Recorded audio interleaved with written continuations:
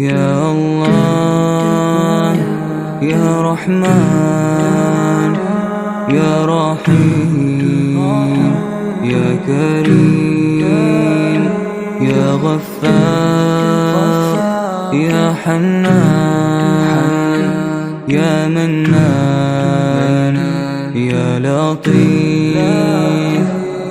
عليكم ورحمة الله وبركاته. الحمد لله رب العالمين. اللهم صل على سيدنا ونبينا ومولانا محمد وعلى آله وأصحابه أجمعين.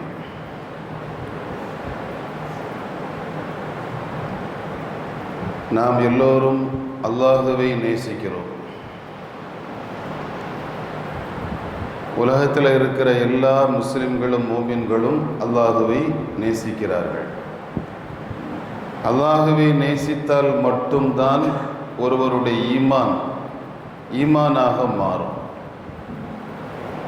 பெருமானார் ஸல்லல்லாஹு அலைஹி வஸல்லம் சொல்கிறார்கள், 3 விஷயம் யாற்ற இருக்குதோ அவர் ஈமானுடைய சுவையை அடைந்து கொள்வார். இந்த ஈமானுக்குன்னு ஒரு சுவை உண்டு, ஒரு டேஸ்ட் உண்டு. அந்த ஈமானுடைய சுவையை அவர் உணர வேண்டும் என்றால் அவரிடத்தில் 3 குணம் இருக்க வேண்டும் என்கிறார்கள். முதலாவது குணம், அல்லாஹுவும் ரசூலும் அவரிடத்தில் எல்லோரை விடவும் நேசத்திற்குரியவர்களாக இருக்கணும். அவர் உலகத்தில் உள்ள எல்லா படைப்புகளை விட, உறவுகளை விட, மற்ற காரியங்களை விட அல்லாஹுவையும் ரசூலையும் அதிகம் நேசிப்பவராக இருக்க வேண்டும். 2வது, யாரை விரும்பினாலும் அல்லாஹ்வுக்காக விரும்பணும். ஒரு ஆள்கிட்ட பணம் இருக்குங்கிறதுக்காக, அவர்கிட்ட படிப்பு இருக்குதுங்கிறதுக்காக, அல்லது அவர்கிட்ட வேற ஏதோ ஒன்று இருக்குது அப்படிங்கிறதுக்காக நேசிக்காம, யாரை நேசித்தாலும் அல்லாஹ்வுக்காக நேசிக்க வேண்டும். இது 2வது. 3வது, நபி ஸல்லல்லாஹு அலைஹி வஸல்லம் சொன்னாங்க, அல்லாஹ் குஃப்ரில் இருந்து நம்மை காப்பாற்றிய பின்னால் குஃப்ரில் விழுவதை நரகத்தில் தூக்கி போடுற மாதிரி வெறுக்கணும்.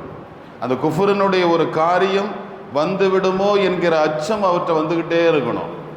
இந்த 3 குணமும் ஒரு ஆள்கிட்ட இருந்தால் அவர் அல்லாஹ் ஈமானுடைய சுவையை அடைந்து கொள்வார்.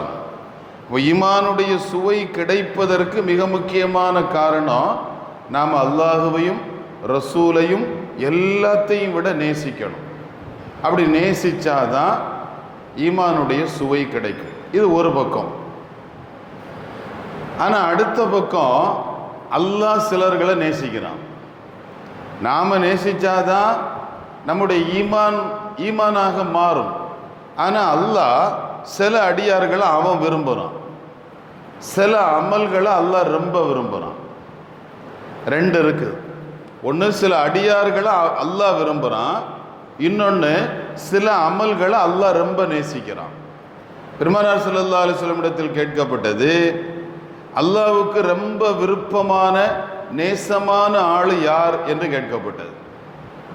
அப்போ பெருமானார் ஸல்லல்லாஹு அலைஹி வஸல்லம் சொன்னாங்க, யார் மக்களுக்கு கைருன் நாசி மை யன்ஃபஉன் நாஸ், மக்களுக்கு பலனுள்ளவராக யார் இருக்கிறாரோ அவர் அல்லாஹ்வுக்கு ரொம்ப பிடிக்கும். அவன் மக்களுக்கு ரொம்ப உபகாரமான மனிதர், அந்த உபகாரம் செய்யக்கூடிய மனிதர் அல்லாஹ்வுக்கு ரொம்ப பிடிக்கும். நம்ம தமிழில் சொல்லுவோம் இல்லையா, மகிழ்வித்து மகிழ்வது, அடுத்தவங்களை சந்தோஷப்படுத்தி அந்த சந்தோஷத்தை பார்த்து நாம் சந்தோஷப்படுறது. ஆனால் உலக நேர் மாற்றமாக போயிடுச்சு. அடுத்தவனுடைய வளர்ச்சி இவருக்கு வைத்தறிச்சலை உண்டாக்கும். அடுத்தவன் நல்லா போகிறது இவரால் பொறுக்க முடியாது. ஒரு மாதிரியான ஒரு பொறாமையினுடைய குணம் இவர்கிட்ட வந்துக்கிட்டே இருக்கும். ஆனால் அல்லாஹ்வுக்கு ரொம்ப பிடிக்கிறது என்ன அப்படின்னா, அடுத்தவருடைய சந்தோஷத்தை பார்த்து நாம் சந்தோஷப்படுறது. பெருமானார் ஸல்லல்லாஹு அலைஹி வஸல்லம் சஹாபிகள் கேட்டாங்க, ஐயுல் அமாலி அஃதல், அமல்களில் சிறந்தது எதுன்னு கேட்டாங்க. இப்போ நாம் நினச்சிக்குவோம், அமல்களில் சிறந்தது என்ன? ரொம்ப கோடையான காலத்தில் பகலில் நோன்பு வைக்கிறது, ரொம்ப குளிரான காலத்தில் ராத்திரி எழும்பி வணங்குறது அப்படின்னு நபி ஸல்லல்லாஹு அலைஹி வஸல்லம் சொல்லுவாங்களோ சொல்லி இருப்பாங்களோன்னு நமக்கு தோணும். ஆனால் இந்த கேள்விக்கு ஸல்லல்லாஹு அலைஹி வஸல்லம் சொன்ன பதிலு சுரூருன், சந்தோஷம். எந்த சந்தோஷம்? அன் துதுகிலஹு ஃபி கல்பி அஹீக்கல் முஸ்லிம், உன்னுடைய முஸ்லிமான சகோதரருடைய உள்ளத்தில் நீ நுழைக்கக்கூடிய ஒரு சந்தோஷம். அப்போ ஒரு மனுஷனை சந்தோஷப்படுத்தினா அது அல்லாஹ்வுக்கு ரொம்ப பிடிக்கும். அந்த அடியான அல்லாஹ் விரும்புனா அந்த அமல் அல்லாஹ்வுக்கு ரொம்ப விருப்பமான அமல்.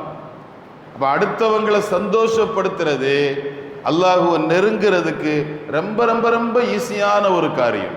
இப்போ நம்ம எல்லாருக்குமே தெரியும் ரமலானுடைய காலகட்டம். இந்த ரமலானுடைய காலகட்டத்தில் இப்போ நம்மளை மாதிரி இருக்கக்கூடிய இந்த ஊர்களில் இருக்கக்கூடிய பள்ளிவாசல்கள் நோன்பு திறக்கிற நேரத்தில் உணவு ஆகாரங்கள் பட்சணங்கள் அதிகமாக வந்து குவியும். ஆனால் எத்தனையோ குக்கிராமங்கள் ஒரு நோன்பு கஞ்சி வைக்கிறதுக்கு கூட சிரமப்படுறான். அந்த ஊரில் கஞ்சி காய்ச்சறதுக்கு ஒரு அமௌண்ட் அவங்க வசூல் பண்ணுறதுக்கு ரொம்ப சிரமப்படுறாங்க. அப்போ சிரமப்படும் போது அந்த ஊருக்கு ஒருத்தர் போகிறார்.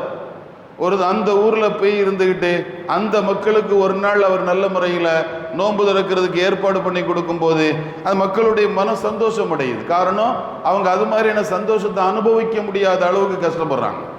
அப்போ இருக்கிற இடத்துலையே கொட்டுறதை விட இல்லாத இடங்களுக்கு கொண்டு கொடுத்து அந்த இல்லாத மக்களை சந்தோஷப்படுத்தும் போது அது அல்லாஹ்வுக்கு ரொம்ப பிடித்தமான ஒரு காரியம்.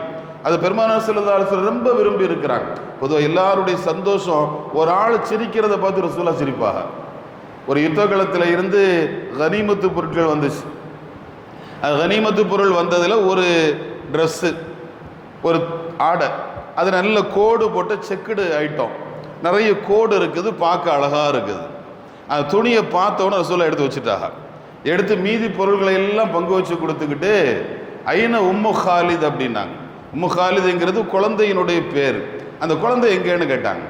ஹஜ்ரத் அபுல் ஆஸ் ரலியல்லாஹு அன்ஹுவுக்கு ஹபஷால இருக்கும்போது ஹிஜ்ரத்தினுடைய நேரத்தில் பிறந்த குழந்தை.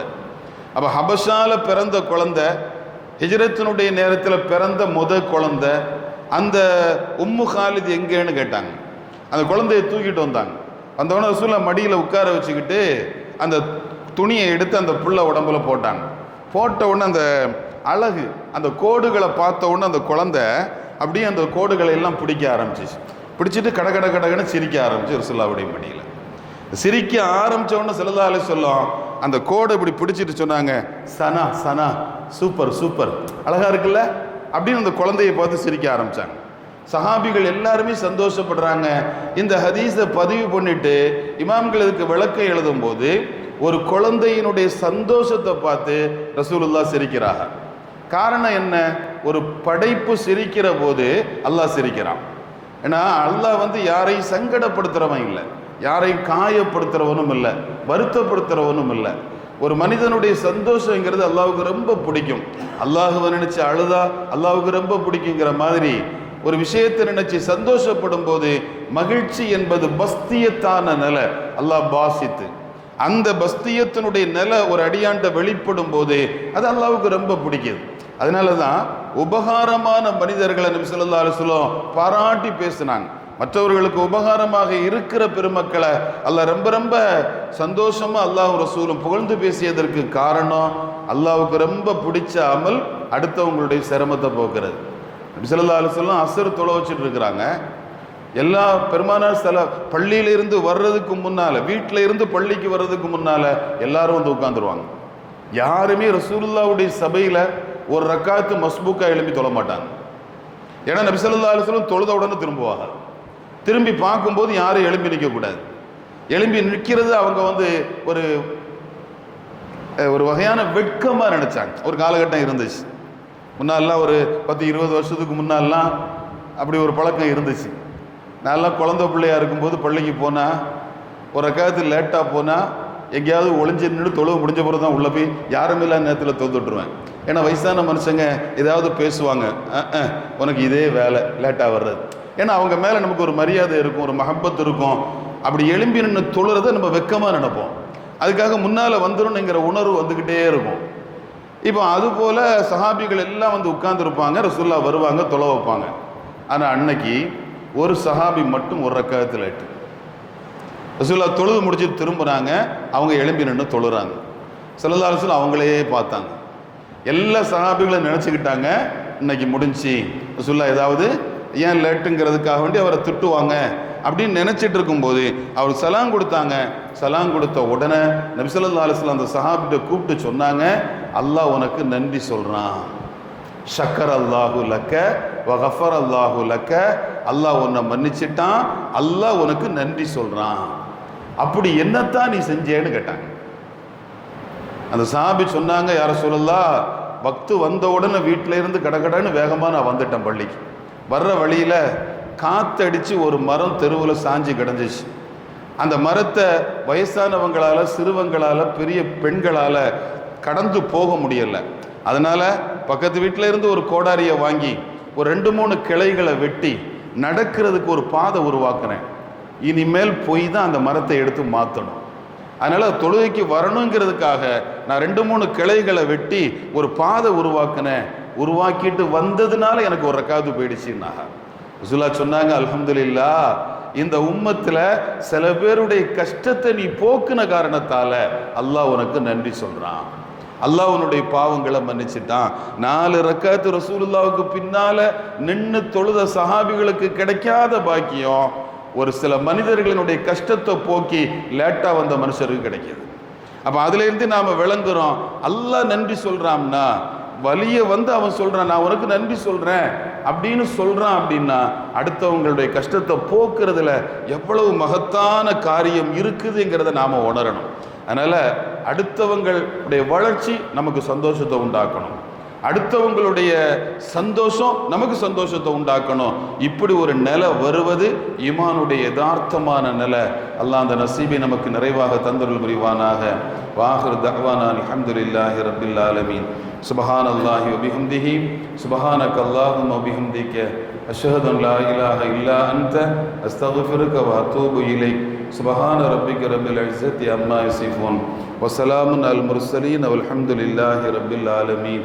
بحقي صلى الله على محمد صلى الله عليه وسلم صلى الله على محمد صلى الله عليه وسلم صلى الله على محمد صلى الله عليه وسلم.